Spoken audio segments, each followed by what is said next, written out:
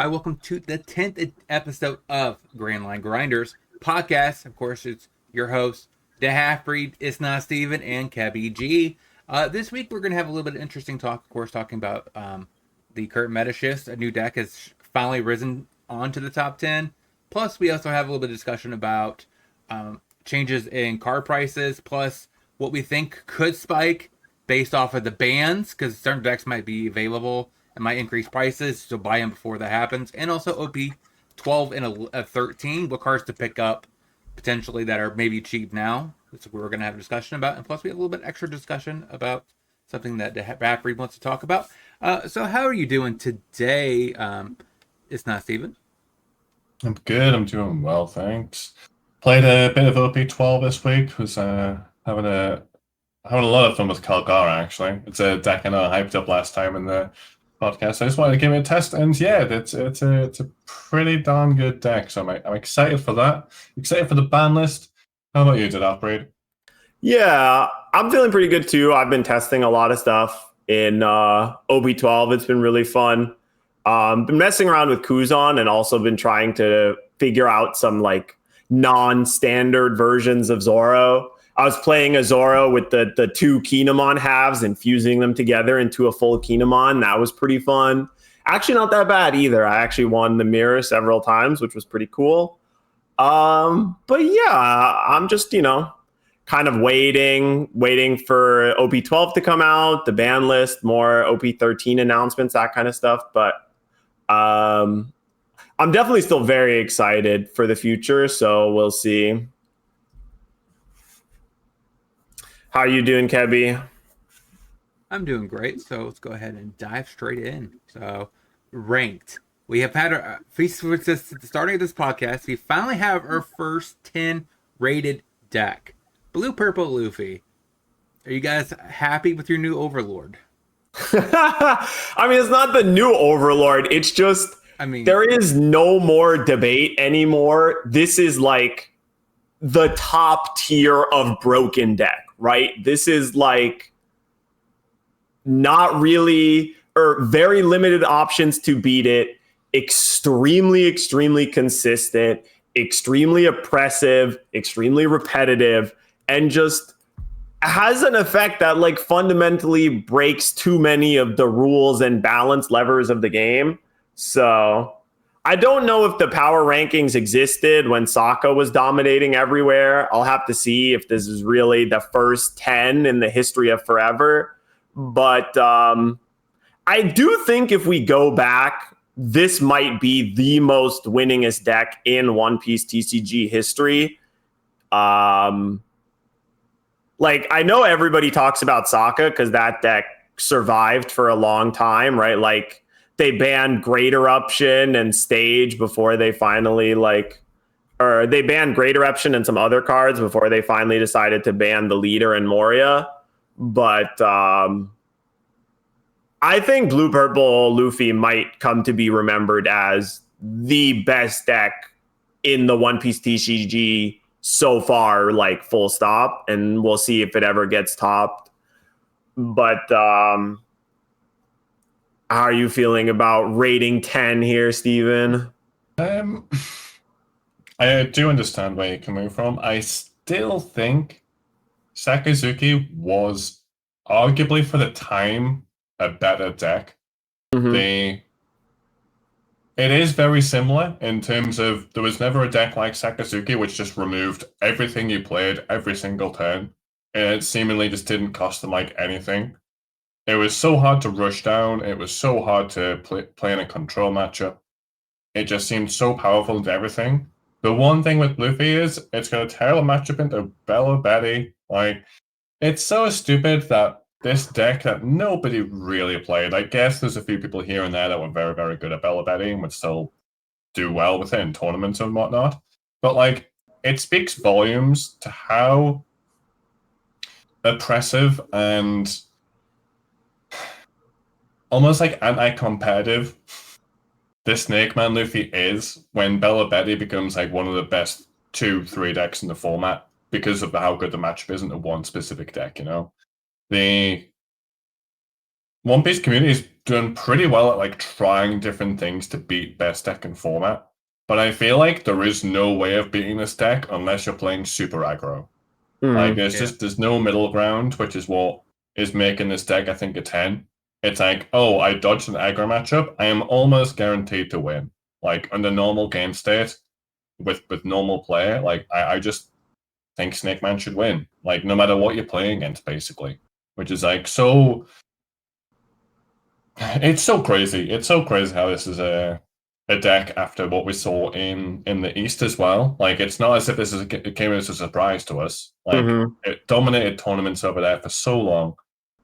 We saw how well it was doing. We were like, maybe the West has generally had a history of playing aggro decks a little bit better. So like we were like, oh, maybe it won't be that crazy as a dominating force. And Grape was getting a lot of hype beforehand, which is still a very strong deck, but it just does too much. It does too much too well. Like, it's as simple as that. And it's just, I do still think it's, just for me personally, slightly below Sakazuki, but not by much. Not by much at all. That's surprising because I've seen multiple people talking about it.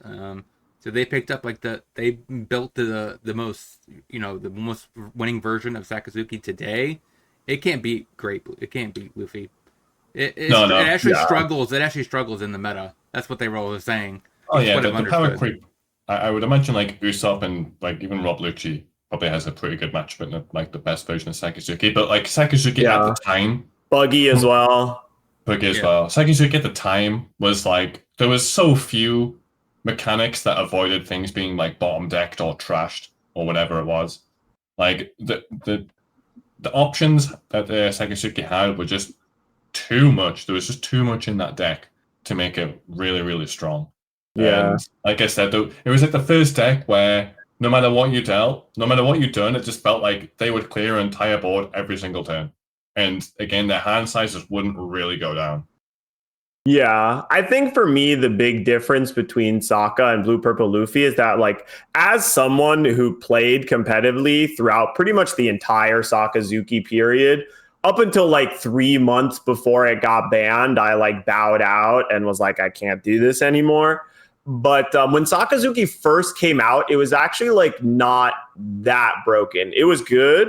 But when it first came out, it was like just Lucci and a bunch of things. And it's a deck that got like progressively worse over the time that it was printed. Because when it first came out in the same set as Purple Luffy and Enel. And both of those decks had a good matchup to it. And that was 05. The problem was in 06 came Gecko Moria and Rebecca.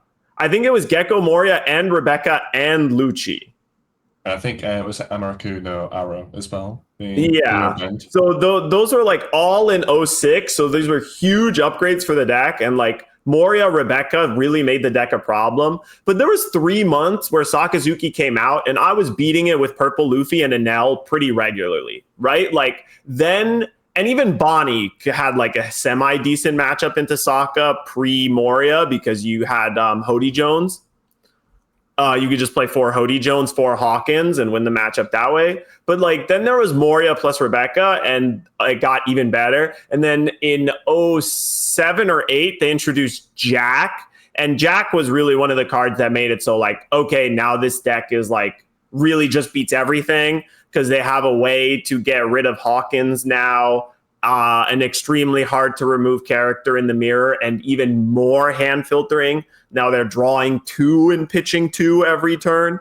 So they definitely see everything. But like Snake Man Luffy was just like the instant it hit, it had all the tools, doesn't really need to get any better or any worse. You already have Sanji, you already have Nine Mom, and I've just been like, every time I see someone be like, oh, they should just ban Gum Gum Lightning, I'm like, have you played this matchup at all? Like, have you played this matchup at all? Like, do you think, oh no, Gum Gum Giant, sorry. Like, do you think Gum Gum Giant is going to make a difference?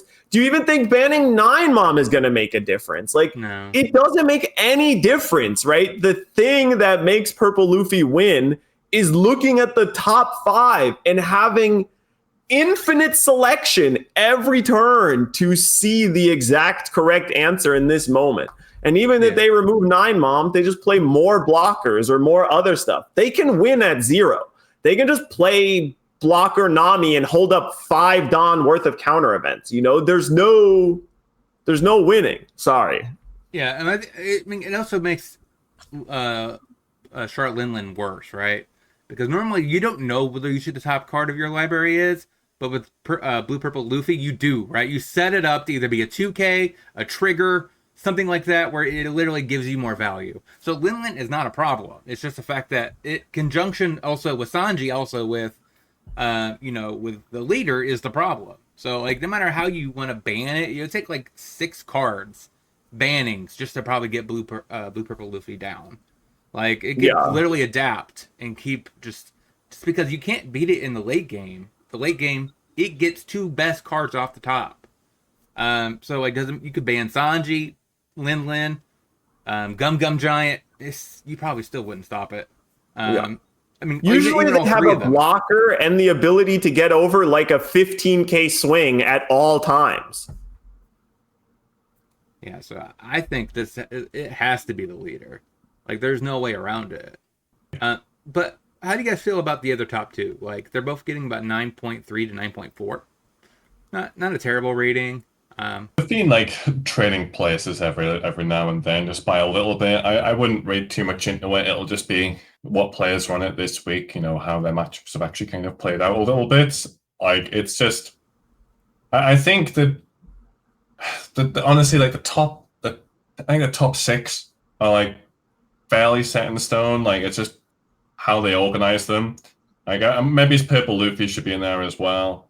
Yeah. I do see that Bonnie's now kind of really fell off because I mean, I think it's been trying to pivot more into the Blackbeard and Snake Man matchup, and it's just made its like aggro matchups worse. And then it pivoted, it like slingshot back to like try and make the aggro matchups better for Bonnie, and it's just made Blackbeard and Snake Man just like super unplayable. Yeah, It's I don't know. I think the rest of it I wouldn't really read too much into it. It's just kind of apples and oranges. Like you're either a Luffy deck or an anti-Luffy deck, right? Yeah, the top 5 decks are Blue Purple Luffy and 4 decks that at least have a somewhat winning matchup into Blue Purple Luffy, right? Like, and then everything else is kind of down below, right? And yeah, I mean, I guess I always think that Green Purple Luffy has a decent Blue Purple matchup, but I guess it actually doesn't, huh? It's 40%. 47. Yeah, so it's like... So it's almost 50-50, but not really. It's like 47. Yeah, so 48%. not really. I think that the one last thing I want to mention is what the only other deck that comes to mind is Blue Dofi, with how prevalent that was, and especially again how long it was there for. You kind of get similar vibes with, in a very different way. Blue Dofi just kind of done its thing and just didn't care what deck you were playing. Similar to Man, it just done its thing. It was super consistent, really strong turns. The only thing is, obviously, Dofi would be like strong turns from like 3 onwards. Like it was always just going to have a really good turn. Yeah. Snake Man feels the same, except you get like a little bit of leeway, which is why these aggro decks have came in. But was Blue Dofi as annoying to play against as Snake Man is? That's where No, you don't think so? Yeah, no. at least the games Blue are Dofi fast. had some weaknesses too, right? Like Blue Dofi was like slightly losing into Shanks. I think Blue Dofi into Shanks was like 49% for Dofi, and definitely losing against Enel. What? No, like when Jinbei wasn't banned, it was like 52%. But even then, I think a really good Dofi player beats a really good Shanks player. Yeah, like it was I still think like there's matchups that were close, and most importantly, like the matchups felt more interactive. Yeah, but then again, I was the person playing Enel in that era, so I was fine. Yeah, because the thing is, Blue Dofi had those top 5 mechanics. That was a very prevalent part of the deck in terms of 1-drop Perona, 1-drop Sengoku. it kind of knew what was coming, and then the 2-drop teach of like literally putting a card on so you knew exactly what was coming. It had those similar mechanics of, I'm going to look at my top 5, it's going to be very consistent, I'm going to play out these bodies, I'm going to spam the board in a very different way. I'm going to play 2 bodies in a very different way to Snake Man. But I do think there's a decent amount of crossover. It's just Blue Dofi was like a considerably more aggressive version of it, and it had a very clear kind of play style to win, similar to Snake Man's, but a very clear, similar, well, very clear I play just style to think win. Blue Dofi wasn't nearly as good at playing defense. Yeah, That's true. Of That is like, true. yeah. So as Blue Dofi, you're like, the things you're relying on to keep you alive are like blocker boa that you kind of want to attack with anyway, and like a handful of 2Ks or whatever, right? Yeah. But not even that many Dofis were like playing the full set of 2Ks or whatever, but they're just there's no Gum Giant for blue or like, Which is Gear 2 or whatever, right? Like these events that really help them live longer than it feels like they should. Yes, Dofi felt a bit more fair when going for lethal, which is why it would have been very interesting if Gum Giant was never a card.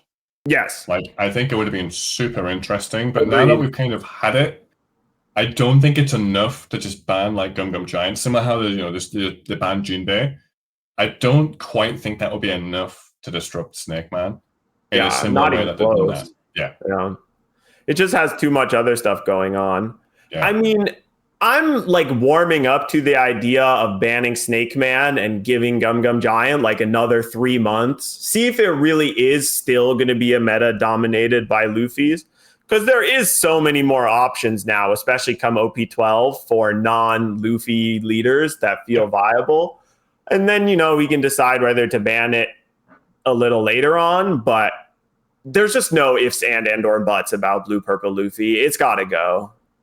Yeah, because like my biggest issue with it is always when it like there's a certain turn, like literally it's what.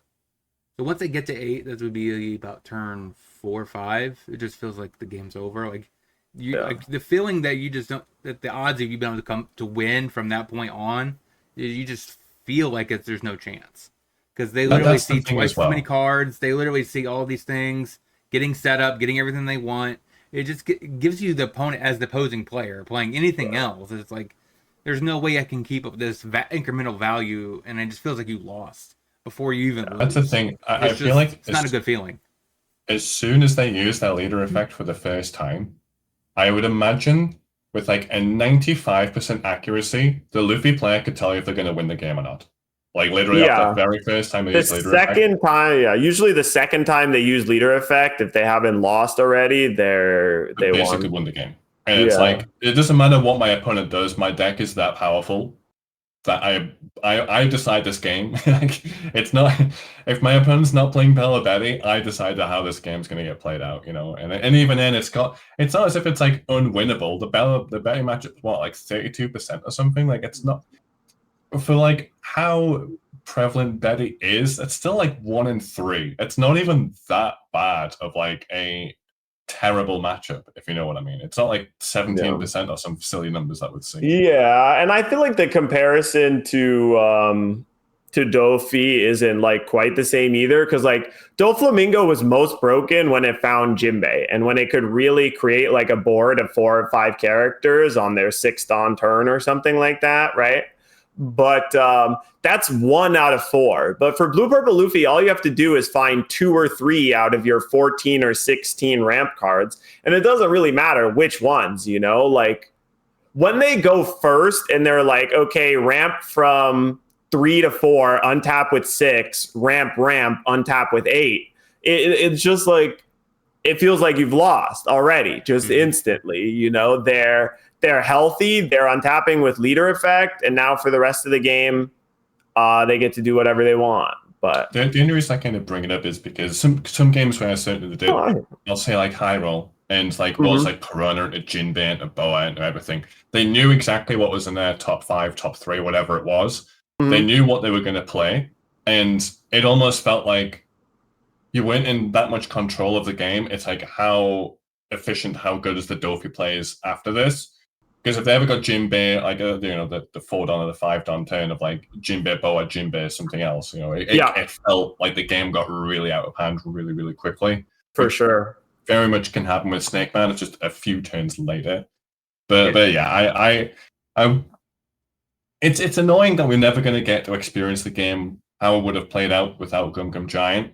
Yeah. I would love that card to be banned because I still think it's one where when you're building decks, you have to constantly think about it. It's like, if I'm playing a color that can't rest a Dawn, I'm instantly at like almost a disadvantage compared to these purple Luffy decks. Yeah, so I imagine it will eat a ban, and then it'll print a Rada version where you basically look top 5, take one Straw Hat, put the rest in the bottom of your deck in any order. It's probably how they were going to errata it, if I would have to guess. Something like that. Because, I mean, there should be no world where you put the cards back on top. It should the look at promos, it. The errated promos that they've released have been, like, super overkill. As in, like, it'll be, like...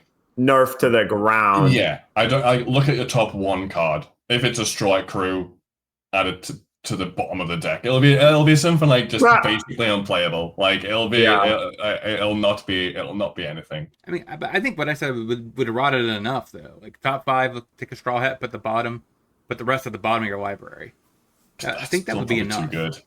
Yeah, that's still too good. You think? Because you wouldn't be able to use Sanji anymore. You wouldn't know the top 5 cards anymore because they're at the bottom. Yeah, I mean.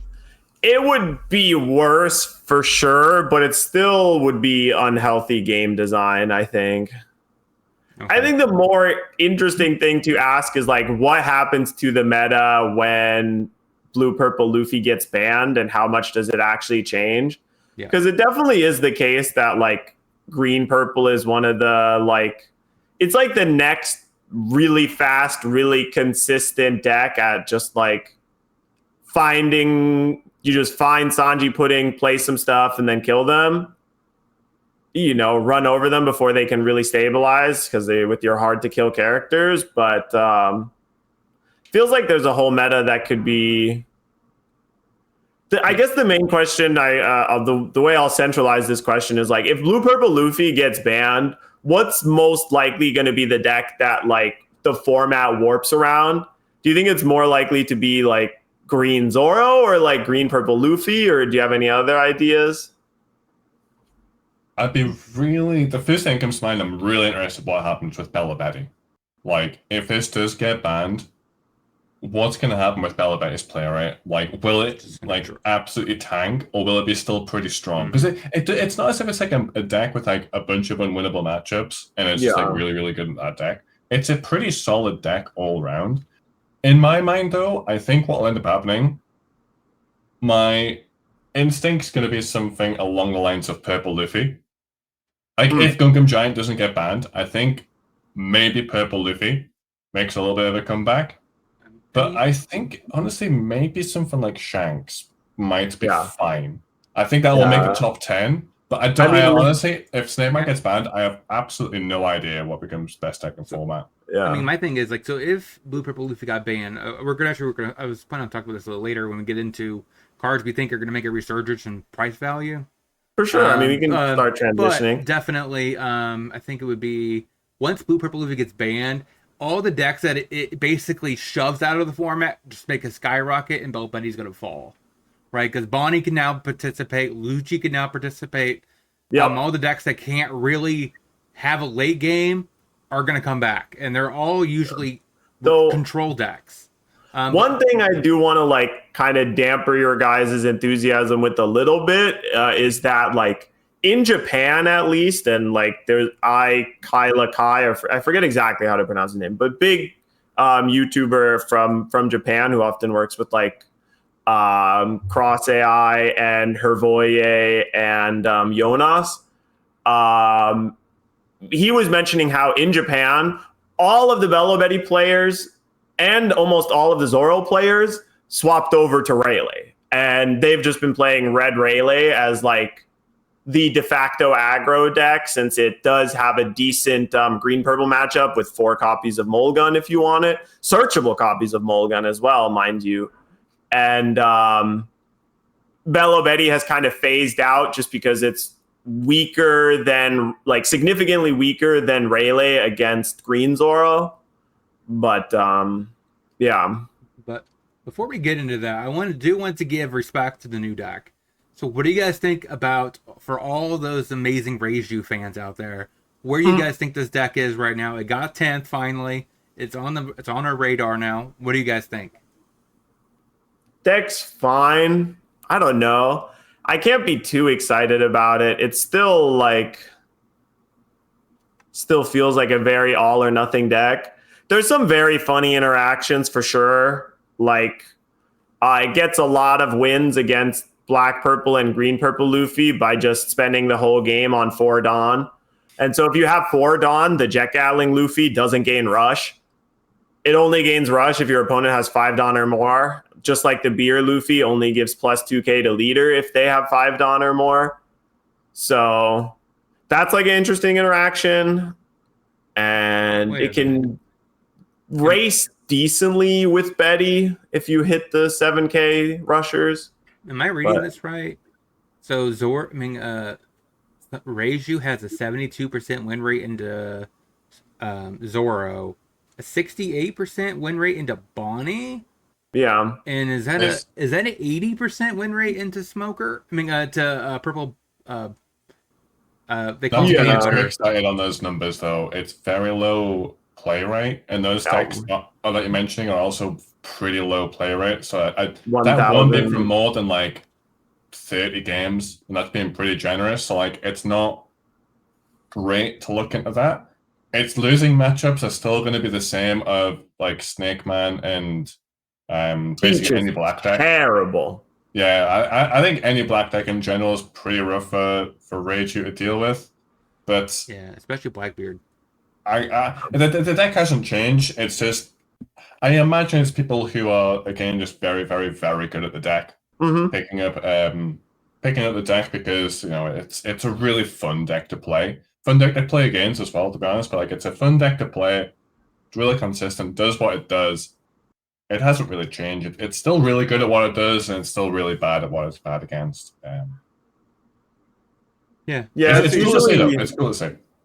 It's usually decent into a lot of the aggro decks because it has these like 7k rush bodies that help clear in the race. But yeah. Yeah, actually, it's actually a deck that I just finished picking up the last few cards for, and I'm gonna since I did get on the wait list for 2 of the tournaments, the 18th and the 25th, I believe. So I might actually be trying in the regionals to maybe play test enough Reiju, because the winning list, like they have as the most winning list. I actually, like I said, I have it now, so I'm gonna see if I can't either gonna play this or Purple Black Luffy. We're gonna find out. Yeah. But that 100% depends on if Gum Gum Giant gets banned. Then I don't think Luffy's gonna be that great. But I think if Gum Gum Giant gets banned, Mono Purple and Black Purple will still be fine, but Green Purple is probably going to get hit the most. Yeah, I think Oil Luffy is probably the least dependent on Gum Gum Giant to kind of steal out those extra wins. It definitely helps it by probably like a percentage point, but I think certainly, I don't know, if for whatever reason Snake Man survived, and definitely Grape Luffy probably rely on that hand cycle just a little bit more. Yeah. Well, let's go ahead and pivot. 30 minutes into the podcast, basically. Let's go ahead and switch. For sure. So, first thing is we're going to discuss is the things to look out for. They're getting reprinted in PRBO2. So, Cavendish is $42 and $30 for Mr. Bond 2. I would say recommend not picking these up if you don't need them. This one's probably going to drop to about $15, $15 to $20, give or take, with PRB2 reprint. So, if you need them later, by the time these are the 2 regionals that I'm talking about, it says that PRBO2 should be out.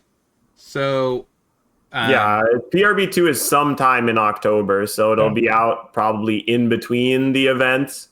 Yeah, so if you do the later ones in regionals, you might be okay to wait for PRBO2. If you're doing the earlier ones, you might not be able to make it. Cavendish, $42, not really that impressive. You guys anything to say about these 2? Mr. 2 is very spooky because if Snake Man gets banned, I think its price will honestly plummet.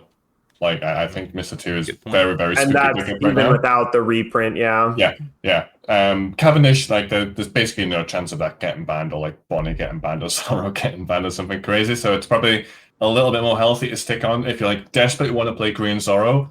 It's probably not the worst time to pick it up, and then I think there will be a big sell when PLB 2 comes out. But yeah, I would stay away from Mr. 2 right now, because I think that's got like a double hit almost of, it might even get banned, you never know. It might it won't, but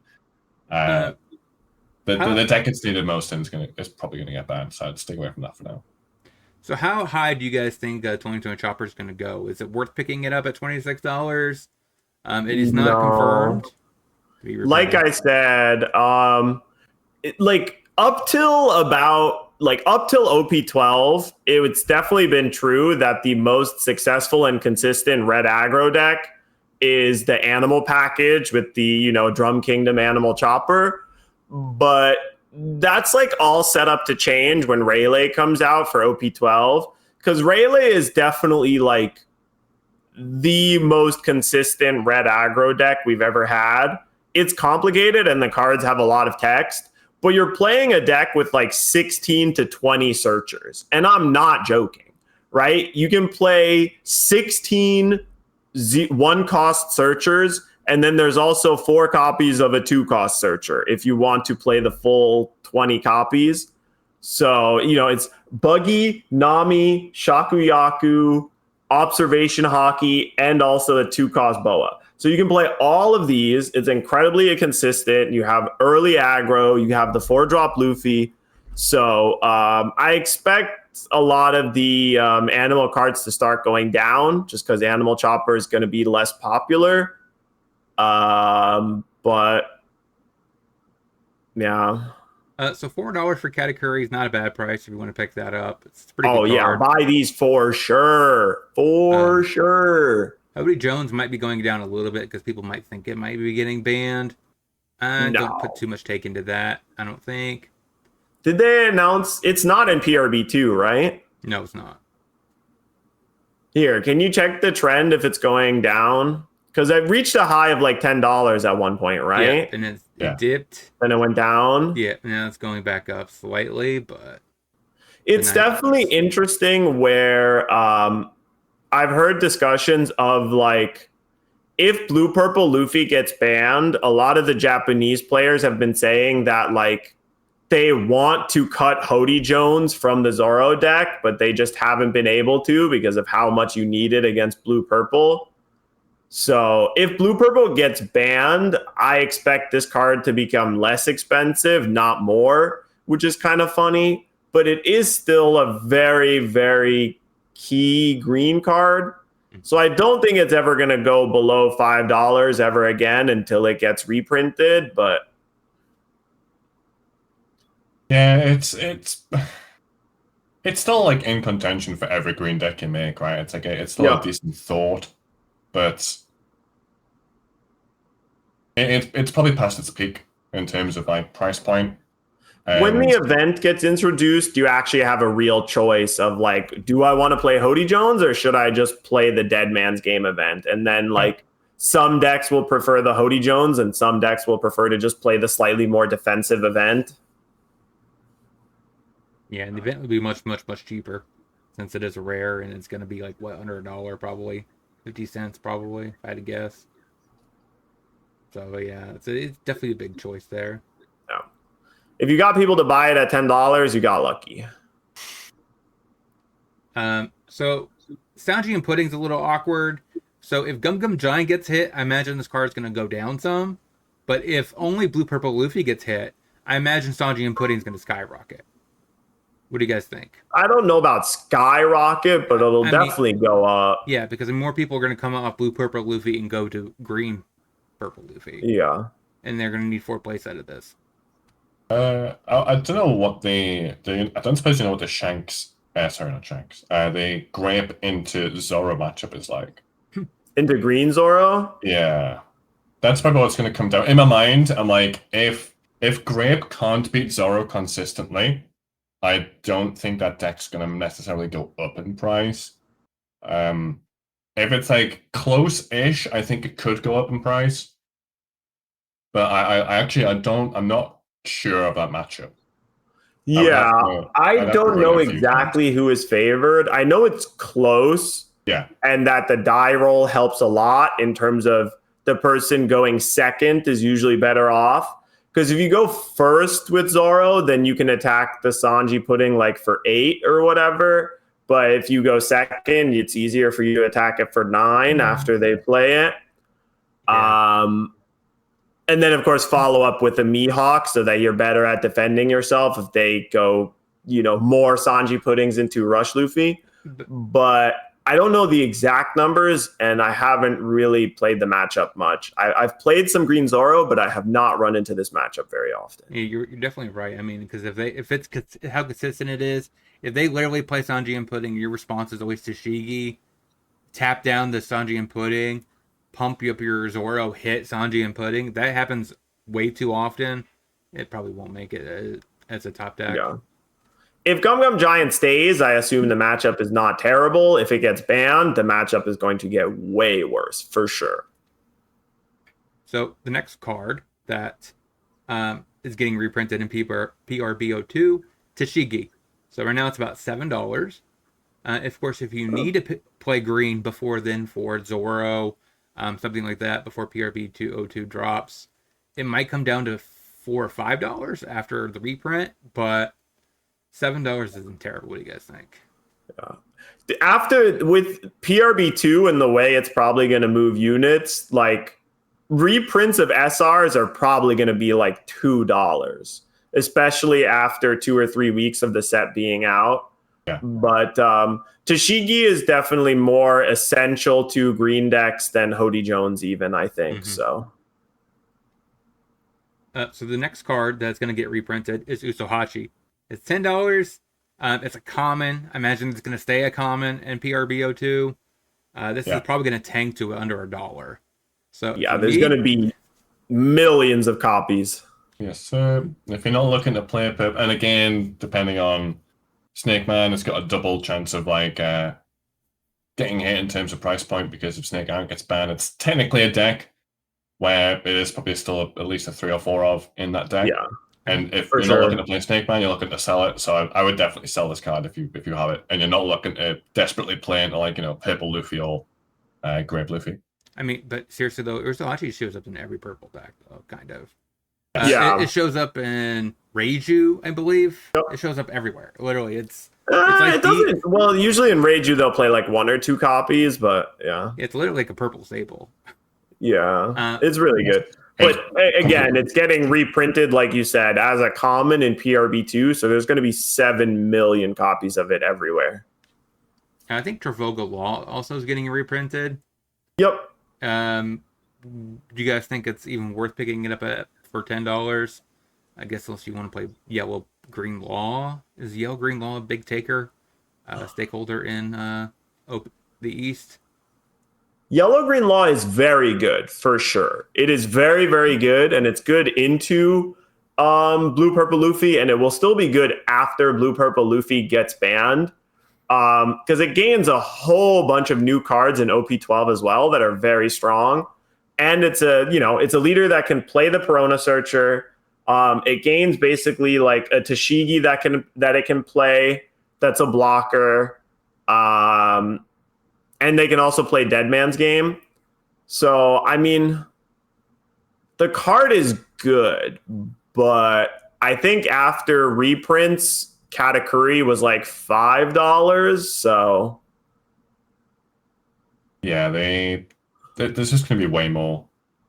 It's only going to be like 6 to 8 weeks. Like the decks that play this card are like not that relevant. They're definitely like tier 2 or whatever, and they're going to be a lot better once OP12 comes out, but at that point you can just wait another 6 weeks and get them for even cheaper.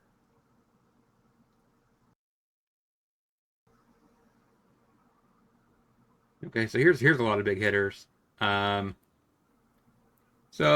right out of the gate, you have of course Kobe, the iconic Kobe. You have Silver's Rayleigh.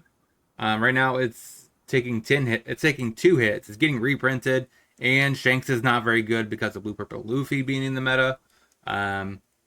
So if it does get banned, Blue Purple Luffy, will this price go up in the interim before it gets reprinted in PRBO2?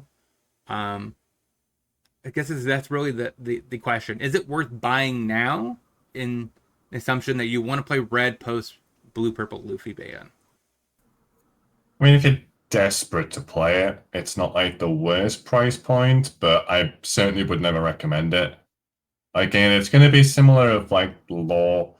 It's available. The decks aren't super relevant right now. The best red deck's going to be Silver's Rayleigh, which can't actually play this card. Mm-hmm. So I'd find it hard to justify it. It's not like the worst price because, I mean, at least it's never going to get rotated out. That's like, that's something. But I would just wait until PRB2 comes out for it. Yeah, okay. It'll be a $4 or $5 card probably. So really quick, is Silver's Rayleigh Roger Pirates or former Roger Pirates?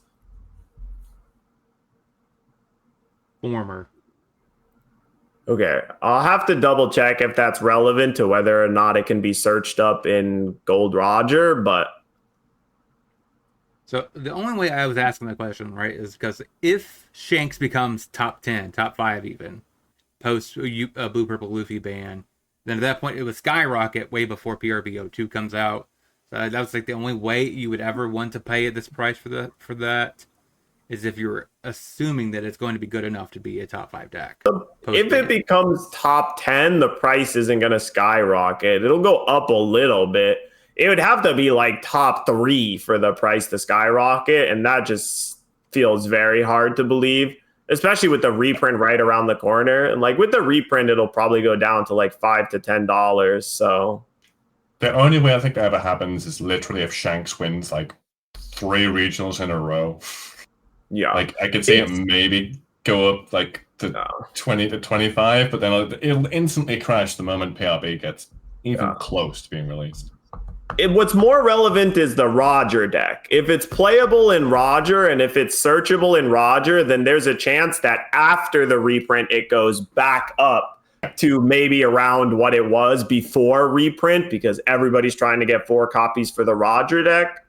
So I guess I would say, buy it after the reprint, get it cheap, maybe hodl it for a bit and sell it when Roger comes out and the Roger hype is up. But what about Laboon? You think Laboon has any shot before it tanks in PRBO2?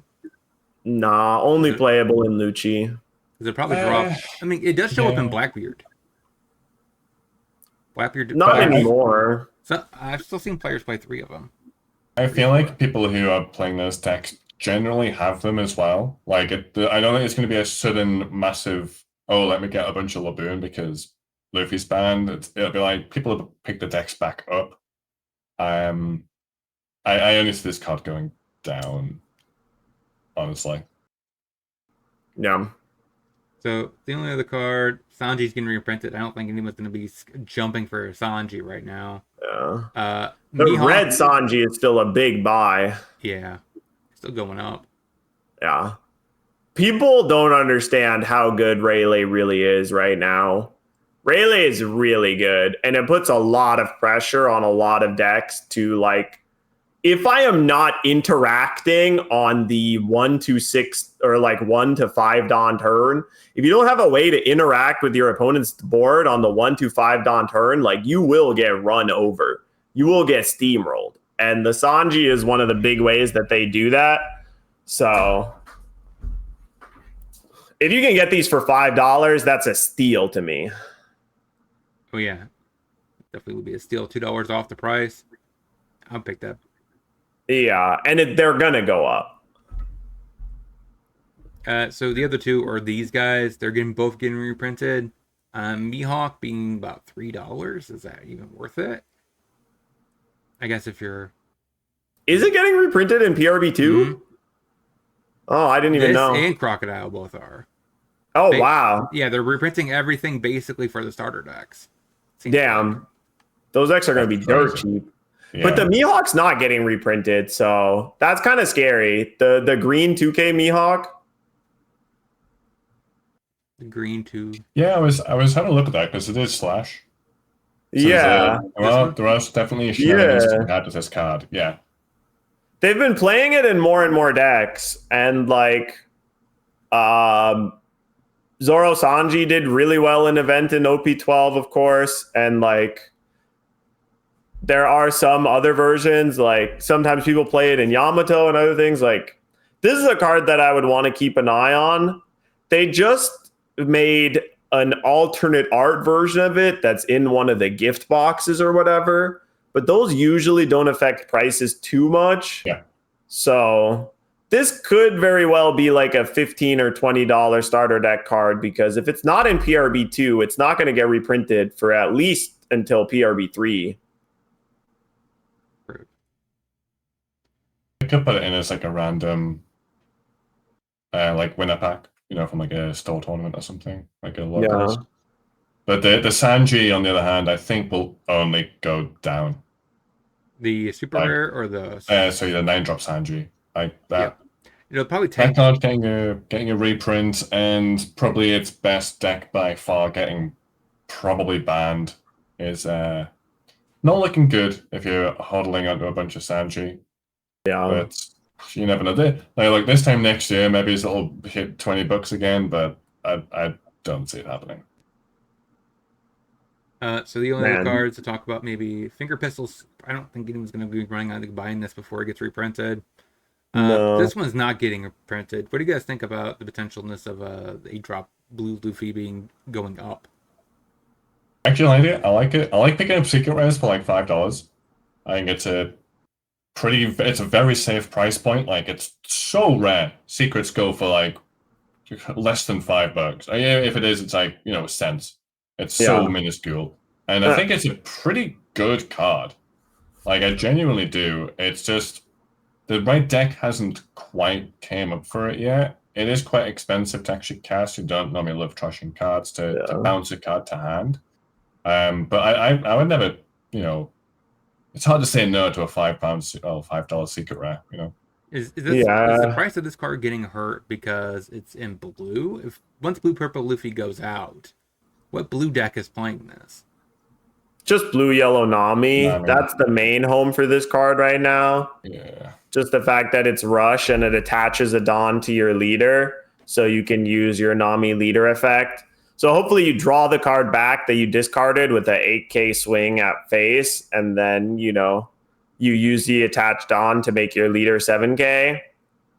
So that's like the main home for it right now, but I don't know how highly I would put blue yellow Nami on my decks to watch out for post ban or whatever. No, I played it recently on stream, and man, I went like 4-1 with the deck.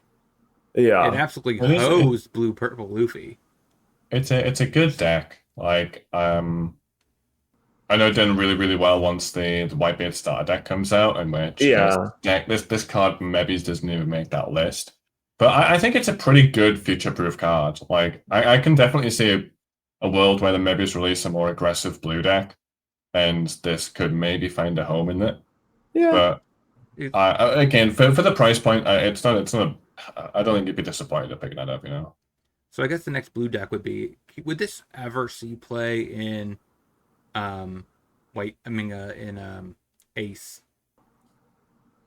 I was thinking about if it could see play in the blue-red Ace, because the blue-red Ace does also care about having a Dawn attached to leader. And you are going to lose Ninebeard at some point, so maybe you could build a deck where you have the 7-cost Ace Rush character, because that one does survive, because it's a manga, and you have this as a rush. So you could literally play a blue-red Ace deck where your top end is just like 7-cost rush, 8-cost rush, and then maybe top it off with the 10-drop blocker if we don't have access to Flame Emperor anymore. So there's a world for it for sure, but not for a while. And again, it's got a manga, so it won't be will never be rotated out. It's going to be a long time for those cards, but will never be rotated. Fair Hoshi. I don't think this card is not getting reprinted. Mold Gun also is going on. Actually, $5.80 actually is cheaper than what I've Yeah, seen. Mulligan at $5 was kind of surprising to me too. I mean, it is a good card, but I mean, it could go up. It could definitely go up. It's not getting reprinted, and it's very good in a lot of decks in the metagame, right? Like they played in Red Green Smoker and Rayleigh, and it's excellent in both of those decks. You need like 3 or 4 copies. Yeah, I think the biggest mover here is going to be the Paradise Waterfall alt art, right? Like that's just been. It already went up a lot. Blew up. I don't know if It it'll was go up anymore. $6 at one point. Yeah. It's a very, very pretty card as well. Now it's closing up on 25. It's a really, really nice card. Looks like it may be flatlining just a little bit. It's peaking, yeah. Peaked at almost $30 and on its way down now. And even then, it is a set 1 card, I believe. It's like rotation 1. Yep.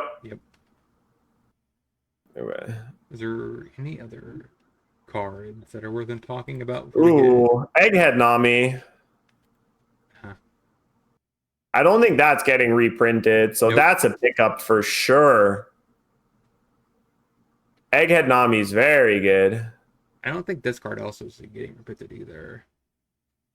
Viola is interesting because they've been playing it more and more in Yellow Kid, and there's a small chance that PRB2 revives BY Luffy because they also get a brand new card. Yes, it's a new ace, right? Yeah, the new ace that can act as like a half a Moria. Help you get to 9k leader easily without like forcing you to discard 2 cards. But Egghead Nami is just a really good card in a lot of decks. And now it gets a lot better in the upcoming meta. It also loses one of its worst matchups in Blue-Purple Luffy. And of course, after that, we have Bonnie, which is 1,000% going to be playing this, right? Like the full trigger deck is going to want to play the trigger removal spell. Yes, that'll be a crazy card in Bonnie, by the way. Like, oh yeah, wait. I actually Gold Roger too. The Secret Rare Gold Roger. I think it's the same thing that Steven said. Like Secret Rares that are $5 and are not like, unless there's some way specifically leader locked, like the Kobe is, you know. Like Secret Rare Kobe, I don't think has a chance of going up, but Secret Rare Gold Roger could definitely go up because it's probably going to see play in the Roger deck. Like the Roger deck has 4 copies of a 10 drop, but in a deck with that much ramp, you probably need more than just 4 10 drops. Yeah, and if again, it depends on like Shanks decks did kind of randomly pair. Maybe it's a one-off. For sure. If Shanks does become good again, because I've got a funny feeling Shanks is actually going to be pretty solid into Zoro. But I'll have to. Yeah. I'll have to see. I'm pretty sure, the Shanks leader effect targeting Zoro leader was going to feel good. Yeah. Because you're getting a minus 2k there. I think it's definitely got room to grow. That could definitely become a $10 card. Like I could super easily see that literally becoming $10, which is like for sure. Double price. Okay, one more page. Yep, and then we'll slightly pivot. Oh, the Smoker. Smoker is not getting reprinted either. So I think that card is dirt cheap right now. Yeah, Smoke is a great pickup. Because it doesn't see as much play in Zoro anymore, Green Zoro, but it's obviously mandatory in Red Green Smoker, which I think becomes like way better in OP12. Like it was already a deck that popped up in the top 10 list occasionally in this format, and it gets significant upgrades in OP12. And it's not getting reprinted. Currently, I think only the Tashigi is.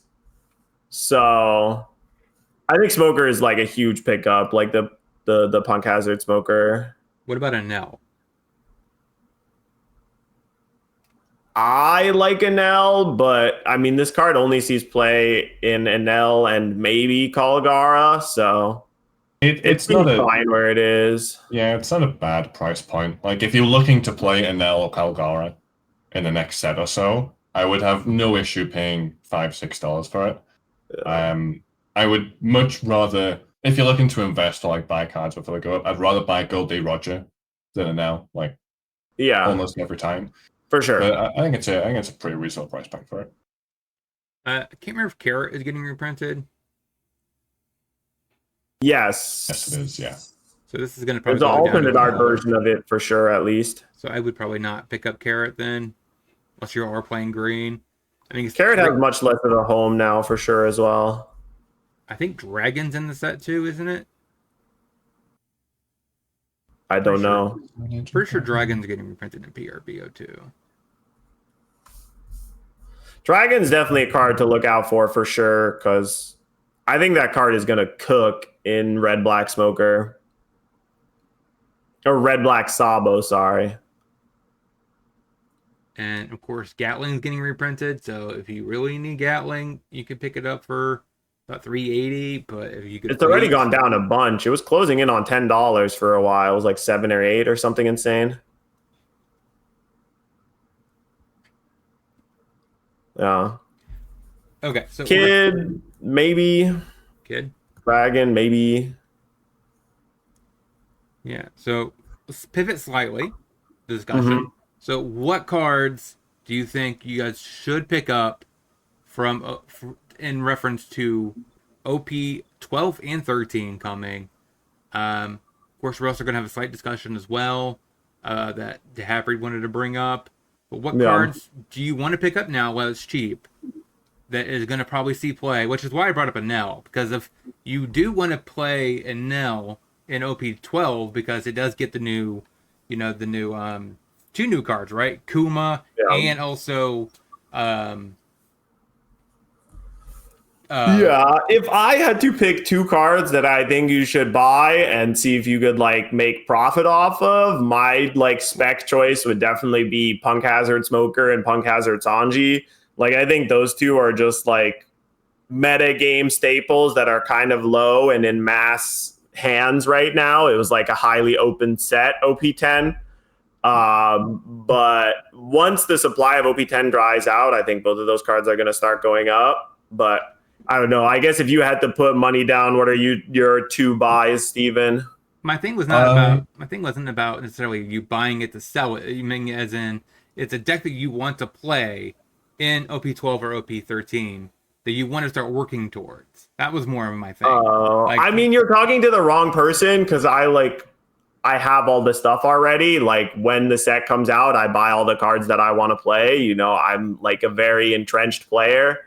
So the only thing that is on this list that I don't already have are cards that are very expensive, or cards that I'm never going to play. So it's like, I think if you're looking to get cards for the next couple of sets and you're worried about that, wait until the ban list, first and foremost. Like, see what happens, see what actually gets banned. Because at the moment, it is still all speculation. Have a look if your cards are in PRB2, because naturally over the next few weeks, they will continue to fall in price as people are like anticipating it. Then, if it's like not banned and it's not in PRB2, you can probably pull the trigger. Like it'll probably not go down. You'll not lose value if you're worried about that kind of thing. But kind of similar to that half-breed. Like if you really really want the card, I see no issue in like buying it right now. The market seems like a little bit of a stalemate until the announcements are made. But just give it like a week or 2. Pick the cards up then. I don't think there'll be any crazy shifts for cards that won't get banned that we've discussed already. No. Okay. Yeah, so like for me, I was thinking more like Karasu, because like I'm looking at black red Sabu, and like I know that card is probably gonna maybe slightly keep going up. Maybe it doesn't because Belvetti falls. And of course I brought up a Nell because I mean if you're a yellow player and you're wanting to get into yellow, maybe you would want to pick this up before OP13 comes out, and maybe this card is no longer a $6 card. Maybe it's actually a $10 card. because of it's very deck specific for sure. Like if you have specific decks you're trying to build, then I could tell you like which older cards you would want to get now before the deck comes out. But in general, it's tough. But it's still the same. I think that like Sanji and Smoker are both very good in Smoker and in Rayleigh and in a bunch of other decks. They're flexible and good cards. But we definitely hit one on the head earlier. So if you wanted to get into OP 13 Bonnie, definitely probably pick up Nami while it's still under a $5 threshold. That would be the one that you're probably wanting to look at. If you're wanting to get, there's not really much that you could honestly say about Roger, which is one of the conversations we're going to have in a minute. That I could think of. Yeah, okay, in terms of old cards for Roger, the main ones are the 8-drop Rayleigh and the 10-drop Roger. Because those might be searchable in the deck. And I can't think. Koala, is there any card that you're wanting to pick up if you're planning on playing Black Yellow Koala? I mean, it's awkward because the best old card in Black Yellow Koala is the 8-drop Katakuri, but that card is only going to be legal for 3 months after the deck comes out, so it feels a little awkward telling people to buy it. True. No, it's not 3 months. Wait, rotation is next spring. April 2026. Okay, never mind. So then 8-drop Katakuri is the main one. You'll have it for 6 months before it rotates? Okay. Yeah, and we don't really talk about Rosante here. I'm just kidding. I don't know what cards would be great in Rosante or Kuzan. Some people were saying to pick up the Tashigi Searcher. It's like 10 cents. If you're wanting to get into Kuzan, I mean, it is. And Cavendishes. That was my other thing. Yeah, blue Cavendish 4 cost. And I don't think that's getting reprinted. No, because I think it's also an extra booster card too, right? That would actually be a good one to pick up if you're interested in getting into Kuzan at least. Yeah. It's not too expensive, but it's also not $0. Yeah. So this is not a bad one to pick up, and it slightly is going up on the uptrend. So maybe people are already prepping. Cents. So that's a card you might want to pick up if you're wanting to get in Kuzan. Zoro, is there any card that you're thinking about that you want to pick up for Zoro? It's like Cavendish, but that one's the expensive one, right? Other than that, there's not that much. Maybe it's even just how much is normal Paradise Waterfall? I imagine that's actually gone up in price a decent amount. Yeah, because I'm thinking of cheap cards that are cheap now. Oh, wow. They're sold out. Is that actually still there? Oh, you're right. Wow. So that's actually a total buyout, not a crash in price. Even at a book, it's probably fine. They were going for 25 cents, and now they're over $1 each. Yeah, because that is a 4 of in a lot of green decks. Even in Smoker, I've seen this being more and more getting played as a 2 of. And if you look at Player Zoro, it is a 4 of. Yep. Okay. So... Damn, I guess I got to look through my OPO1 stuff. Yeah, I'm guessing they put some Paradise Waterfalls up for sale. Yeah, right?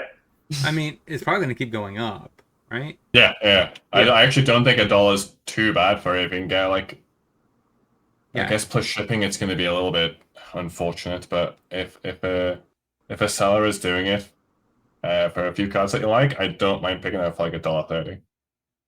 Yeah, I mean, this is probably going to end up being like a $3 card, I would say. Maybe. Maybe. I mean, it's going to get affected by rotation pretty soon. Yeah, but I mean, there's also probably low supply of it available, maybe. For sure. So it's one of those cards you probably want to pick up if you're planning on playing the colors. Yeah, this is the perfect kind of card I was talking about. Something that's like under $1 that you could pick up that you think it's going to get $3 to $5 by the time the set actually drops. You want to get them in your collection now. This is a great card to hit for that. Who's on the set? But yeah. So one conversation. I guess that's the Market Watch talk. I mean, would you guys rather talk about Roger Leader for a little bit, or should I do my spiel about how Batsu's a god amongst men? Yeah, we'll get into Roger. I'm assuming there's nothing else you guys want to talk about that you think might increase because of bannings. No, it's too hard to know, too volatile. Like bannings first, like after the bans happen, that'll first need to be an actual event for prices to change. Because up until then, everybody's just going to make assumptions on what's good, but no one's going to know for sure until the event happens. And then the post ban list event will cause massive price changes in terms based off of what wins and what does well. Yeah, I was asking if you guys think about if Blue Purple Luffy gets banned, what deck is not on the top 10 that will make the top 10 that could it's hard to tell, but my guess would be Shanks. I think Shanks will make a return to top 10 if Blue Purple Luffy gets banned. I think it's a natural replacement for it in terms of a slow control deck with decent amount of removal early game into a bunch of just big dudes late game. I get that. So I have to see if there's a way to make the Shanks list like if there's a way that you can balance it where you could beat Rayleigh and green purple, but yeah, that's the like awkwardness that you're in between. So assuming that this could be a question from the user, Steven, what makes you like Shanks more than other decks similar to that, like Lucci?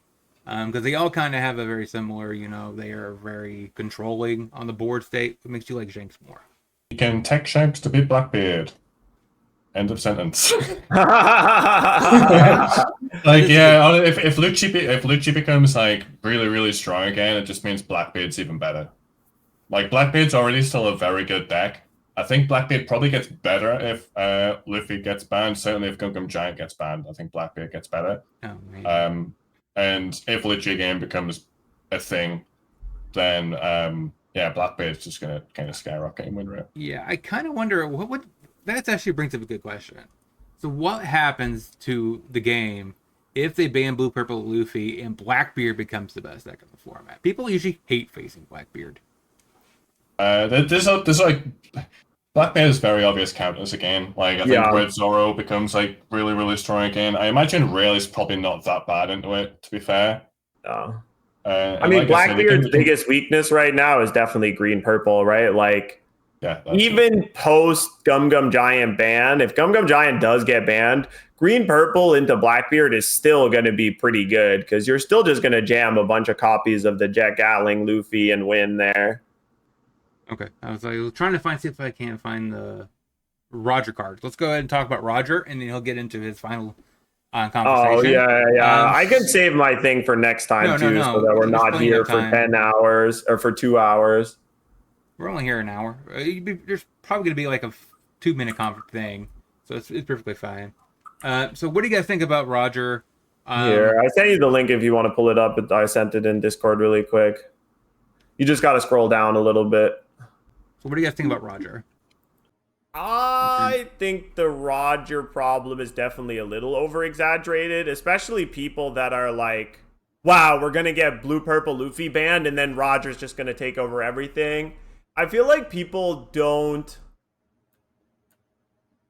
There's too many people to me that think that win rate is everything. We know what it does. We can just look at the alternate art too. Yeah, there's the Roger. That's fine too. I feel like too many people think win rate is everything, and they ignore everything that happens in between, like the game actually being over and being won, right? And that's one of the things that makes people say that, like, oh my God, Blue Purple Luffy is not even that big of a deal. It only has a 51% win rate against every deck with 10,000 plus matches. And like, look at Bello Betty right there. It has a 53% win ratio or whatever, right? And it's like, you're not understanding the actual gameplay of what happened.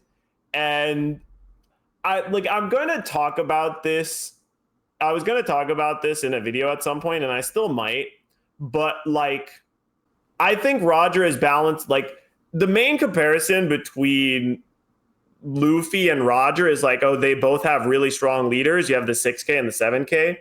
But one thing that I have to say is, like, the higher your leader power is, it matters way more early, right? Like, being a 6K leader in the early game is way more important than in the late game. And it's kind of the same with Roger, where like being a 6K leader early saves you a lot of damage. being a 7K leader late isn't necessarily as effective, especially depending on what decks you're playing against, right? And like, the question is, what do you do with that 7K leader? We'll see. I think the caveat with that, though, is Blue Purple Luffy is a 3-life leader. Roger's a 5-life leader. So those first 2 initial hits are at parity. It doesn't really matter that he's a 5K leader until it actually matters later. So, I mean, I would think maybe there's not that big of a difference there because, I mean, you get 2 additional cards for card advantage versus 6K in the early game. I can understand where this kind of like hype is coming from and slash like fear of, oh, well, Goldie Rogers is going to be kind of the best thing ever. I do think it will be a strong leader, but I think a lot of these OP13 leaders are looking strong. Like, I don't think this leader stands out to me of like, oh my god, this will be the leader for the whole entire set, and that's it. You know, I don't see that happening. I think it'll be a very strong leader. I think it'll have it looks like it's going to have a very solid curve about what it wants to do, or it looks like it's got good ramp cards, decent blocker. I think the worry is the 5-life. I think this will be a pretty hard deck to kill. And red, the thing is, like, red-purple, the red-purple Luffy has been, like, a pretty underrated deck for a lot of this format until funnily enough, OP11, I think that's where it's been massively outshone. But red-purple Luffy has been pretty good. I have a feeling red-purple Luffy might be better than this Goldie Roger. Like, that's kind of hot take. It's just that Roger's getting a lot more support. Yes. Like, it's hard to say that when we don't know exactly what it's going to look like. We don't know what the meta is going to look like, because I've got a feeling this Julie Bond is going to have a pretty solid matchup into this Roger. Yeah. Just even from the set itself. I understand the fear. You see this giant 7K leader, not many drawbacks to activate the effect. The cards they printed have seemed to be very good. Yeah. But without seeing a game-breaking card, I'm not worried about this right now. Yeah. I'm definitely a little bit more scared about the 10-drop Rayleigh than I am the actual the Roger leader, the 10-drop Roger, because I think that card seems really strong. It's like a 10-13, and it gives your leader +2, and it gives all your opponent's characters -2. Yes. Like, that's the thing that seems a little scary to me of like, oh, wow, okay, now not only am I 9K leader, but everything else is smaller. And that card seems like a real problem of like, okay, you know, the first one, not that bad, but you very quickly see the issue when they play multiple in a row. Then you're really like, oh, whoa, okay, well, that's not good. But they did make it in such a way where that is not likely, because the 10-drop Roger does Dawn -3. So you can only play 2 in a row if you have some way to get a Dawn back, either with a Black Maria or an 8-drop Katakuri or something like that. So I think they have made some levers to make this deck not as scary. And I think there's plenty of ways for them to do even more of that. Like, imagine if they add some sort of Magellan card in a going forward set, or if people just start playing Magellan and Purple Luffy for this matchup, right? Because if you that's like a real interesting and real fun interaction too, where your opponent's at 10 Dawn, they're 7K leader, you play Magellan, you Dawn minus them 1, boom, all of a sudden they're 5K leader again. And you can just bam, get in a lot of attacks. So I think there's way more ways to create cards to make games interactive and balance this leader than especially Blue Purple Luffy, because like, what interaction is there with the Blue Purple Luffy leader effect? You know, you find a way to give them Dawn -3, you know, put them to 7 Dawn. It's like not the same. I'm kind of laughing over here a little bit inside. So we literally just talked to Market Watch, and literally you bring up the card that you think that you Magellan. Buy your copies now. Yeah, I mean, it's just, I didn't think about it until I actually looked. Like, I just realized it right now in my brain. I made that connection, oh, that's interesting. That's a nice little piece of counterplay.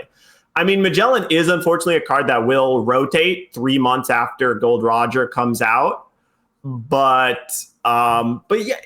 It is a thing that they could make more of. They could make more cards like Magellan, which would create a really interesting interaction in a lot of matchups.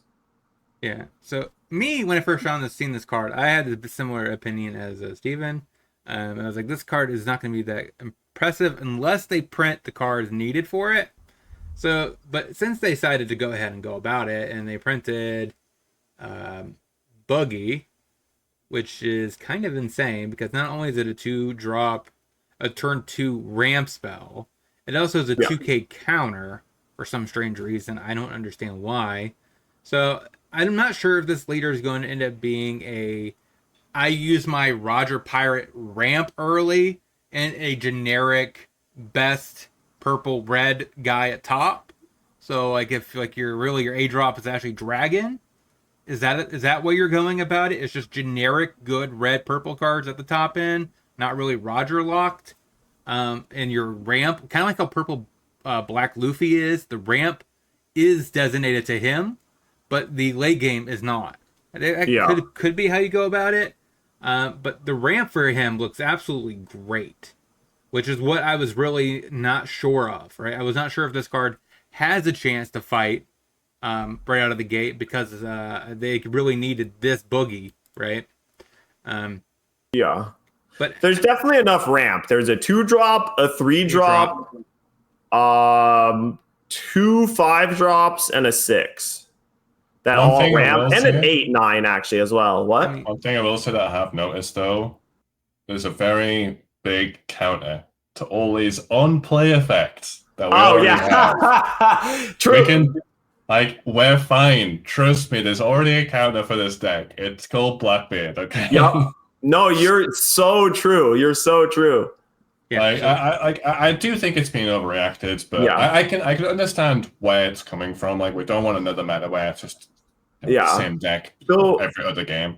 But I'm not that concerned about it right now. Yeah.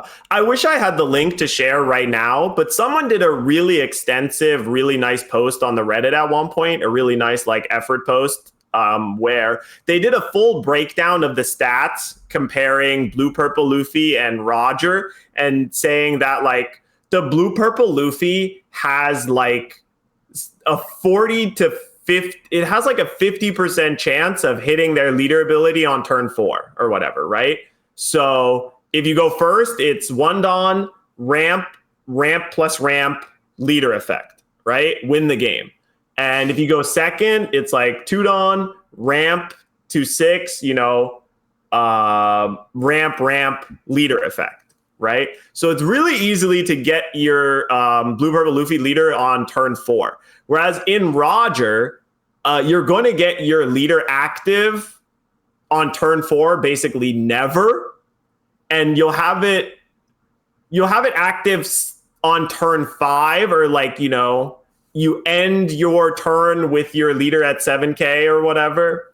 I think it was 30 or 35% of the time you'll have Buggy on curve to actually curve out fully and hit your leader as fast as you possibly can. And it might not seem like a lot, but the difference between 30 and 50% is very big in terms of actual games played. So it's definitely already immediately statistically less consistent than Blue Purple Luffy. Yeah, I'm trying to think that through. So because I imagine this actually probably would be a deck that you would want to play Purple Katakuri. Or maybe I'm crazy. Because it makes sense, because if you have Dawn minuses, it always gets it back. Plus it's a solid blocker. And end of turn, you end on 9 Dawn, which makes your leader someday. Because when you have 9 Dawn, 1 goes to leader, 8 you play Katakuri. Then you're immediately at 10, next turn you should be able to play down your 10 drop. Yeah. This card is you definitely have options for top end with there's Katakuri, Rayleigh, the 9 Beard for a little bit, but it will get rotated at some point. And then of course the 10 drop Roger in red and the 10 drop Roger in purple. So maybe the 10 drop Shanks. Like Yeah, there's that too. there's a lot of decent options already. The nice thing is it is a deck that I think the top end can very much react to what's going on around it. Like I think there's going to be decent options for what's Yeah. good. But the cards they're printing for, again, that they're all good, but I'm not like there's not like a Mr. 2 card where I just look at it and I'm like, that's going to be like the $40-$50 card in a couple of weeks. Yeah. It's like there's a bunch of really good stuff for it. Yeah. But not the rate the 10-drop Roger, it does look very, very good. But like that Half-Breed said, chaining them seems pretty hard. Like unless your opponent's just AFK, like leaves a kid up or something. Like I don't know. I'm not. I've got a bad feeling about Emu, but I mean, sorry, the last leader, whatever it's gonna be. Yeah. I've got a bad feeling that's gonna like really. Everybody's gonna instantly forget all the complaining they were doing about Roger and talk about how broken Emu is and the most degenerate thing since sliced bread. Yeah, very possible. There's gonna be a reason why it's not been revealed yet. Yeah, maybe. But overall, I am happy though that Roger, they're not printing any secret rares or super rare ramp. I've never been a huge fan, I guess, of too much of that. So it's nice that your 3-drop ramp, your buggy, etc. They're all just rares, so they're not going to be expensive foundational pieces. But this is the tutor. So does this technically work with former pirates? No, it doesn't. Roger Unfortunately, yeah. Yep. It is current Roger Pirates locked. Okay. The way to know is if it says look at the top 5 from the top and reveal up to like one card that includes. It's always includes is like the keyword to look out for when includes or in its types rather than type card. So maybe the former pirate. So you can't search the Rayleigh with right now, which is unfortunate. But you could with Roger, right? Yeah, the 10-drop secret rare Roger is Roger Pirates, period. Yeah. Yeah. So I definitely think the 10-drop was actually pretty sweet. Where is the 10-drop? Because like I was talking when you rated out to that one person, I was talking with him like that actually is a great way of just turning off characters that can't attack. Because it basically gets rid of that ability off the stack. And plus it actually, I think, no, it's... Oh, it didn't make it into the spoiler page here. That's weird. Yeah, it is weird. It's like one of the biggest cards from the set. But I do think this card's absolutely kind of great, though. Like, either it's a defensive thing, or potentially you could remove 3 things with this. 2 small aggro threats. I mean, have you heard that this card was printed incorrectly? Oh, it's not the actual verbiage of this? It's just the counterpart. It's only during this battle. It's not during this turn. Oh, this part. Yeah. I figured that would be a typo, but I'm talking about the main. 4 gone, basically, to kill 2 small things, and your Roger is going to swing into the other thing. You can get rid of 3 things at one time against aggro. I mean, it's pretty good. This is very specifically to help against the Rayleigh matchup and pretty much nothing else, which is kind of funny that the card with Rayleigh's face on it is good against Rayleigh. But not many decks have characters with original power 4K and 3K other than Rayleigh. But in Rayleigh, like against Rayleigh, the original power 4K or less is pretty huge because that means you can KO the 4-cost Luffy and something else. And usually the card it plays. So with like one card, you clean up both halves of their 4-cost Luffy. That's like the nice thing about it. But unless you're playing against a deck that plays the 4-cost Luffy, I don't see a reason for this.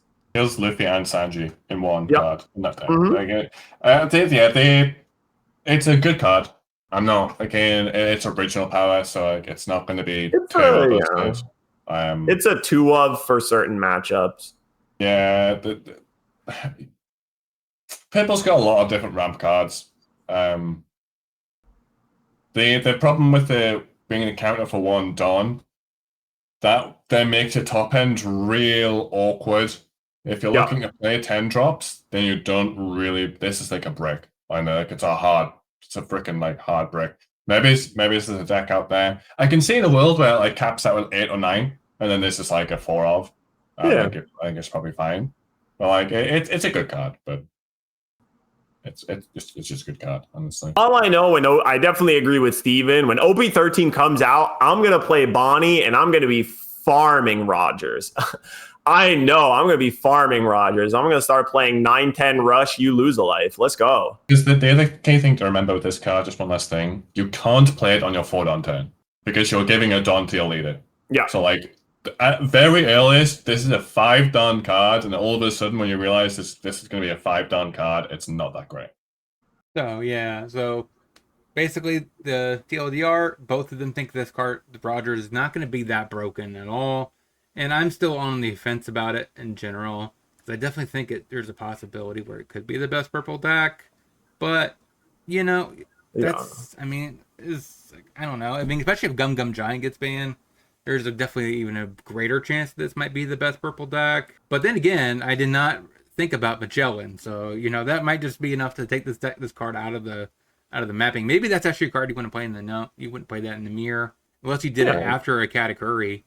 There's a couple matchups where Magellan has been and could be really good again, for sure, right? And like if Purple Luffy gets Gum Gum Giant banned, maybe you're finally got a reason to be like, okay, maybe I don't play the full Straw Hat package and I go back to some other stuff again. But I mean, it's not like either me and Steven are saying that this card isn't good, right? Like it's obviously good, but I think it's much closer to like Green Zoro or Green Bonnie than it is Blue Purple Luffy or Sakazuki, right? Well, yeah, it's obviously a clearly strong leader effect and a like generically strong leader effect. Just like there's never going to be a metagame where Bonnie is not like top 12 or 15 leaders to be played, right? Most likely top 10, just because of how strong the leader ability is on its face when you play the game every turn back and forth, right? But it's not something that like single-handedly dominates or ruins games. There's plenty of other. This is like a BY Luffy style deck, right? There's plenty of decks that can be 9K leader and still lose. Like that's not enough on its own to win the game. Yeah, and I think the biggest knock to this card would be, compared to the other ones that you think could be ban worthy, is they don't provide any sort of incremental value. As in, like, there's no looting and there's no draw 2, right? This has no late game card advantage engine built into it. It kind of just is a strong leader by himself. Yeah. So like he could be a generic. That's why I said a generically good purple red leader, or he could just be a great Roger leader. We wouldn't know, but I think this card is actually pretty good. But it's just in context against every other leader in the set, they're all good. So I mean, it's kind of hard to say this card is broken when they're all going to be put out together. So you don't even know. Maybe it's actually Sabu is actually the broken one. You like, okay, my opponent is a 7K leader, but I'm a 6K leader and I have Karasu in my deck. So does it even matter? True. But yeah, so the Half-Breed has one more thing he wants to talk about, and then we'll get into the closing part of the podcast. Yeah, I mean, I don't want to keep everyone here too long, but it's just the main thing is like, there was an announcement recently, obviously. I don't know if people know, but League of Legends is creating a trading card game, and it was going to come out like towards the end of October. And as people do in the year of 2020, when you announce that something is coming out in October and it's a card game, you can bet your ass that people are going to start proxying it and playing it right now, Like, it's the same with the Japanese One Piece YouTubers. The spoilers come out, the proxy printers are going 30 minutes later. There's no ifs, ands, and or buts. But the League of Legends card game came out with a really sad and I think really terrible announcement, is that they are like banning simulators from being created. Simulators are now not allowed for the League of Legends card game. And they made some specific like talking points about it that I think are really fundamentally misunderstanding how trading card games work in the year 2025, which is they like you're allowed to make deck builders, but you can't make anything that that plays the game for people, right? So nothing that resolves triggers automatically or anything like that. And you're not allowed to keep track of win rates. Like, they specifically went out of their way to say that websites tracking win rates will be considered like a violation of their terms of service. And these are things that are just like so outdated to me, because the same thing happened to Lorcana, where Lorcana had a simulator that worked well. People enjoyed playing it. I played it. I have never purchased a Lorcana card game in my life, but I played the simulator because people at the store that I went to were playing Lorcana and I wanted to learn how to play. But this idea that the only way to learn a trading card game is to have someone else teach it to you just feels so stuck in the 90s of the last world of like, oh, I have to go to a place and have a friend of mine teach me the card game. You're like leaving so much on the table. And the simulator for the One Piece TCG brings like 100 new players to the game almost daily, right? Regularly. There are people who are like, oh, I don't know, I like One Piece. I'll check it out. Maybe I'll buy some cards. But in a world where the economic situation of so many people is so dire and every dollar needs to really be accounted for, people want to know that they're going to spend money on things that they actually like. People want to be able to test the cards. They want to be able to demo the product. And just assuming that like people are going to go into a store and buy the cards and then find someone to play with and then continue to buy the cards because the cards are so good just by themselves, feels like such an undersell. And I think not looking at the success of One Piece TCG and including the simulator as like such a key factor in One Piece TCG's success is just such a massive failure from every other corporation to me that it really is mind-blowing. Like, there's a bunch of people who were going to play this card game but now can't, just because if you have a system that plays the rules for you, it allows you to actually understand how things properly work. And not Magic the Gathering had a simulator for a long time that was in a similar way, where you had to do all of the triggers yourself, right? You have to manually gain a life when you play a Kuma. You have to manually rest all of your Dawn every time you play a card. You have to manually take the life and add it to your hand, manually keep track of your own life total. And all these extra things that you're asking a person to do and remember, rather than just be like, oh, I have 4 Dawn, I play this thing, it plays its thing, and then it's asking me, oh, target this to bounce the thing. And then I'm like, let me try clicking over here. Oh, that doesn't work. Let me try clicking over here. Oh, that does work. Awesome. That's cool. And I'm sorry. It's like a whole long spiel because I'm very passionate about this. And I'm sorry for, taking so much time from the podcast and stuff. But it is something that I just wanted to point out to people and say, like, we should really be so thankful for the sim because it's so amazing. And I don't know if I'd be able to like still play this card game as much as I do without it, because I don't have the ability to easily drive 30 minutes to a store and go play. But there's still so many connections that happen because of the sim, right? Like, I'm able to talk to people like you guys. I'm able to make this podcast. We're able to have all of these informed discussions about the card game and how to make it better, how to enjoy it better, how to get new people to enjoy not only collecting, but actually playing it and enjoying it. And without the sim, none of that would be possible, I think. So I just wanted to give respects to Bandai for allowing the sim to exist and really wag the finger at all the corporations that are just like shooting themselves in the foot for no reason. Anyway, that's my piece. If you guys have any opinions, sorry for my long soapbox speech. So first of all, the premise that you don't want the win rates to get out, This is a competitive card game.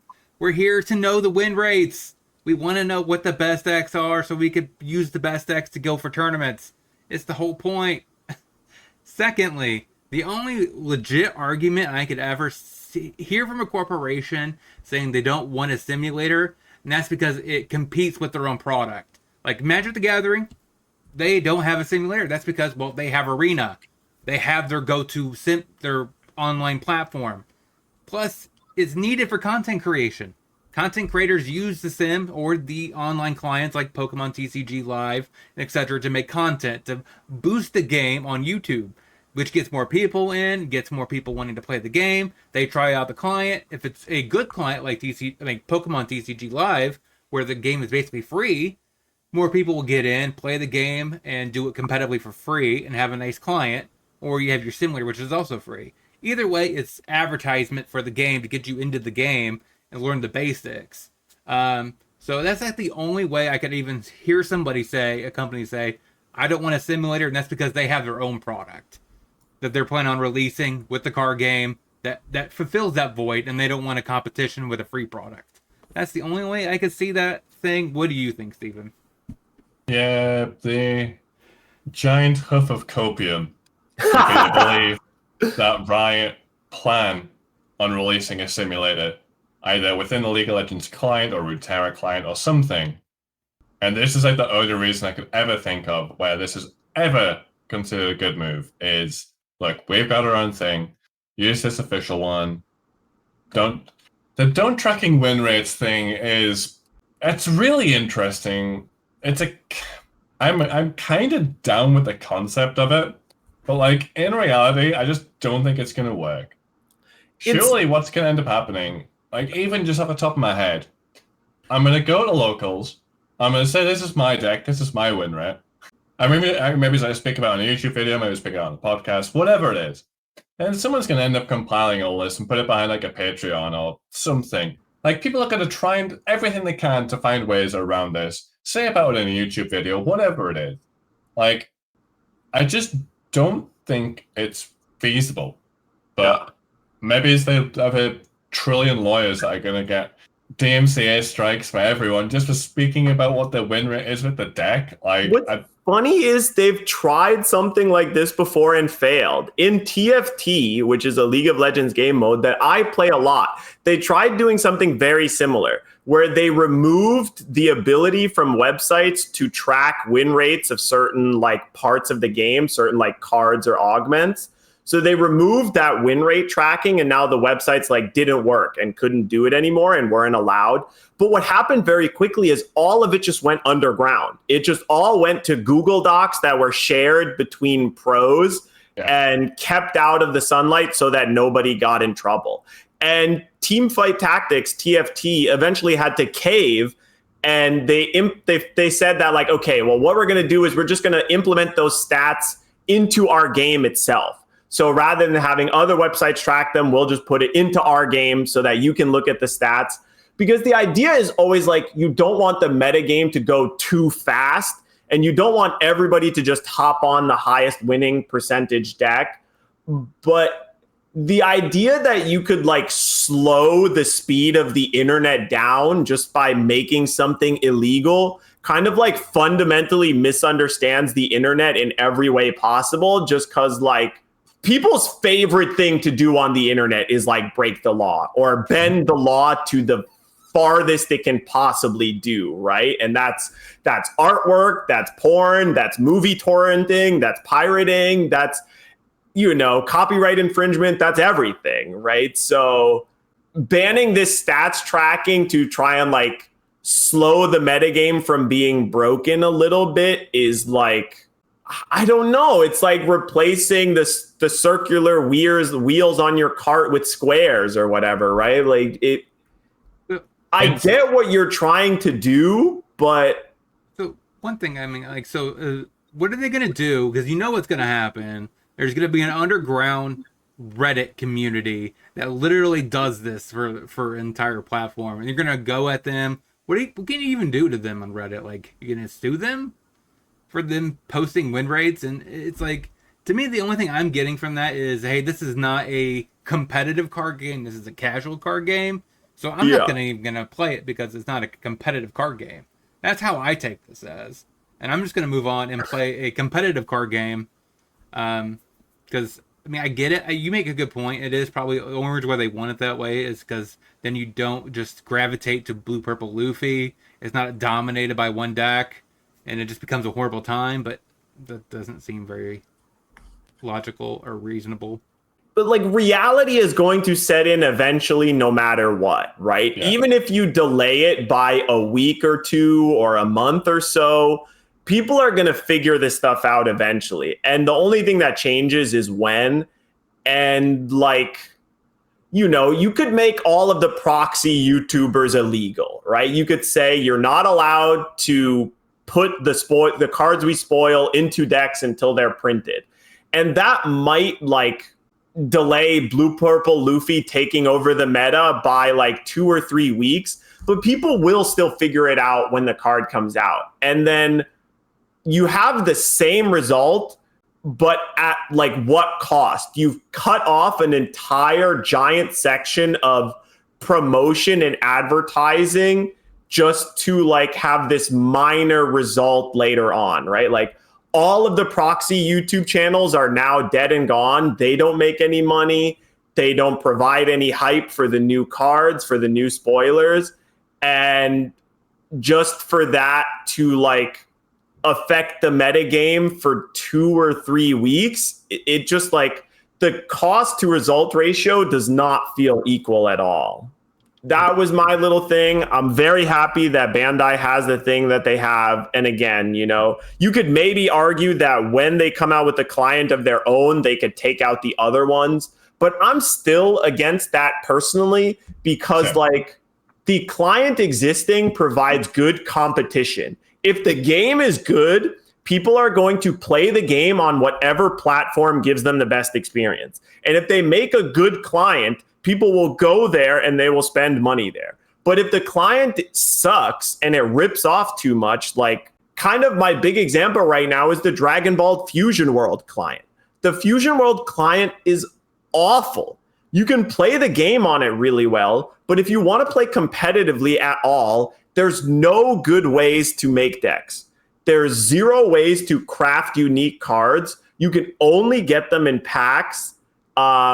Packs don't have good pull rates, and if you get duplicates, you can open duplicates, and all those duplicates do is give you like 5% towards a new card. It's not like even close to a 1-to-1 exchange. So building a deck you could spend $100 to build a deck on the Fusion World Sim and not even get all the cards that you need. You could spend $200 and not even get all the cards you need because it's all reliant on cards you actually open. If there's one specific deck that you want to play, and like if there was a free Fusion World client, I think that they would have to improve this situation. But because there isn't, they don't, and people just play with what they can or they don't play at all. So I hope that even if they come out with the One Piece thing, they don't decide to also DMCA Batsu, because if there's cool animations and cool artwork and cool stuff, some people will move over to the new one, but some people will still want to play the old one. And like, what's wrong with that? So basically, you just laid out that there's actually a worse economy than MTG Arena. Yes. I'm blown away. Yes. It's actually straight up. It's a worse economy than MTG Arena because there's way less ways to make your money back or go infinite. Because there's no draft, there's like 0 ways to make your money back or earn by being a free to play and earning. Because there's no like events to enter for prizes. It's just only ranked queue or free to play queue.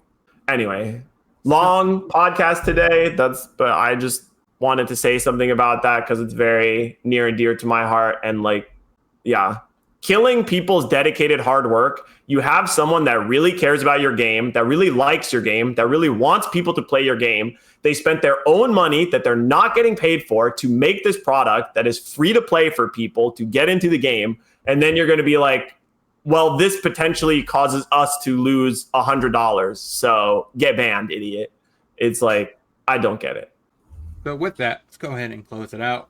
I'm already showcasing the half breed. So why don't you take it away? Yeah, I mean, thanks everybody for watching. Thanks Steven and Kebby and everybody for hearing out my little rant. Sorry, I'm a known yapper and a known rambler with many feelings and things that I care about. But still, thanks everybody for watching. I'm still hyped for One Piece. I'm gonna play the sim as long as they gosh darn let me.